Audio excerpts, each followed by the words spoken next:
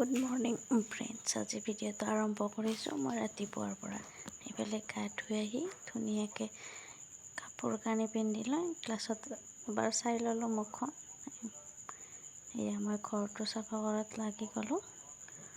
ঘৰটো চাফা কৰি লৰালৰি পাকঘৰত সোমালোঁ। এইফালে পাকঘৰটো অলপ ধুনীয়াকৈ চাফ চিকুণ কৰি বাচন ধুব বুলি ক'লোঁ, কাৰণ আজি বৰষুণ দি আছিলে ন, তাৰ কাৰণে অলপ উঠাত দেৰি হ'ল।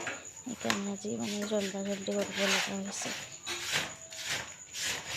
এইফালে ঘৰটো চাফা কৰি বাচনখিনি জল্দি ধুই আহিলোঁ, কাৰণ মানুহজন অফিচত যাব, চাহ বনাব লাগিব, ভাত বনাব লাগিব। মা আৰু মোৰ কাৰণে 2 কাপ চাহ বনাই দিলোঁ। ৰাতিপুৱা বাৰু আমি যেনে তেনে লাল চাহকাপ খাই লওঁ আৰু মা আৰু মই। পিছত ভালকৈ গাখীৰ দিয়া আৰু দুয়োজনে, মানুহজনে আৰু ৰাতিপুৱা লাল চাহেই খায়। সেইফালে চাহ বাকি ধুনীয়াকৈ মা আৰু মই চাহকাপ খাই ল'লোঁ।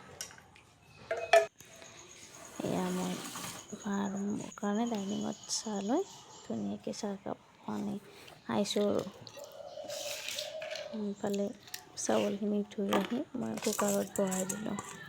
এইফালে ভাত চিটি আহে মই এয়া চব্জি কাটিব ল'লোঁ। জিকাই আলু, কঁঠালৰ চব্জি বনাম, আমাৰ কাৰণে বেঙেনা ভাজি। এইফালে মই চব্জি বনাব আৰম্ভ কৰিলোঁ। আজিলৈ ইমানেই।